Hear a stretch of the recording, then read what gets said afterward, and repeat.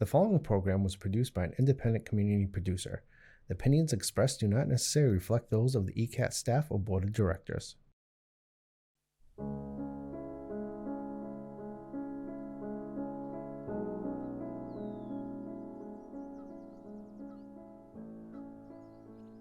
Hello and welcome back to Drew's Adventure History TV. I'm your host, Drew Darty. Today I want to talk about a place right here in Massachusetts. It is a place on an unsolved mystery. I'm referring to the Lizzie Borden house. The mystery surrounding Lizzie Borden is one of worldwide pop culture legends. So much so that the owners of the house literally sell murder-themed merchandises. Yes, they sell an official Lizzie hatchet, bookmarks, bumper stickers, and even a bloody Lizzie bubblehead. They even sell a Lizzie teddy bear, for crying out loud. If you're unaware of the mystery it exists, buckle up because you're about to find out. According to CNN, the house at 92 2nd Street in Fall River was built in 1845. In 1872, Andrew Borden bought the house and immediately redeemed it. He needed to create enough space for his family and live comfortably. At that time, Andrew's family consists of two daughters, Lizzie and Emma, and his second wife, Abby. He also hired Maggie Sullivan, a 25-year-old Irish immigrant, to be their housekeeper, and she spent quite a lot of time with the family as well. Of course, there is a reason they call it the Lizzie Borden house and not the Andrew Borden house, but we're going to get into that soon enough. Lizzie Andrew Borden was born on July 19, 1860. It was only 3 years later that her mother, Sarah, passed away due to her health problems at the age of 40. The death of their mother had a huge impact on Lizzie and Emma's childhood. Just 3 years after Sarah's death, Andrew remarried a woman named Abby Gray. Over time, the family grew further and further apart. In May 1892, Andrew famously killed a crop of pigeons that Lizzie had allegedly taken a liking to. The housemaid, Maggie, testified that Lizzie and Emma had stopped eating dinner with Andrew and Abby before the fateful day on August 4, 1892. Leading up to August 4, many interesting things happened with the Borden family. For example, they had family-wide argument in July, which led to the vacation. They were also conflicting over at the house, as Andrew reportedly bought and sold the house multiple times over. He invited his brother over and to talk business with him just before he arrived. The entire family got sick. Uncle John Morris arrived at the Borden house on August 3rd, and he had breakfast with the family.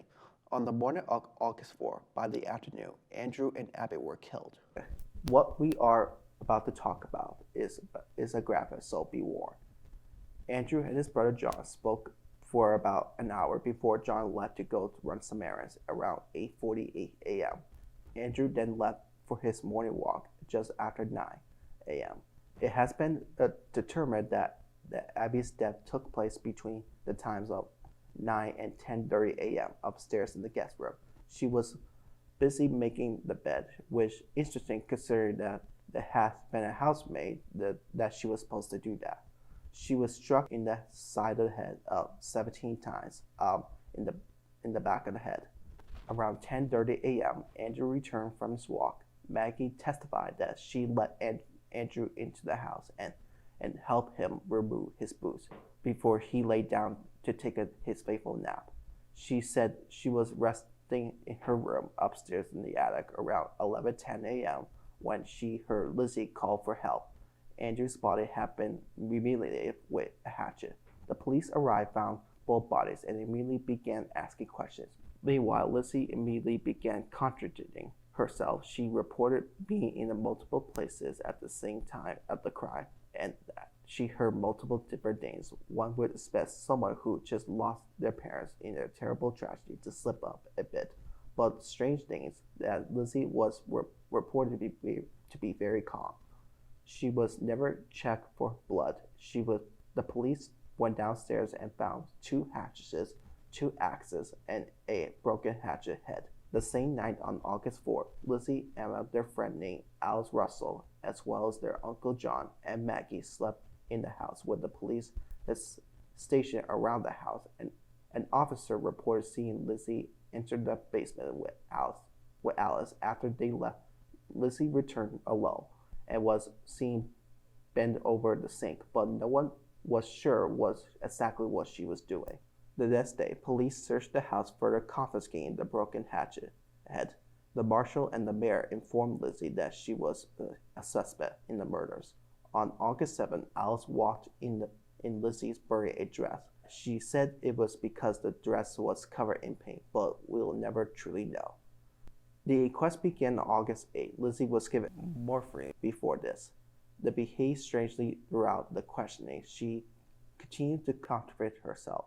Further, so much so it was reported that the inquest have caused a change of the opinion among her friends who have strongly admitted her innocence.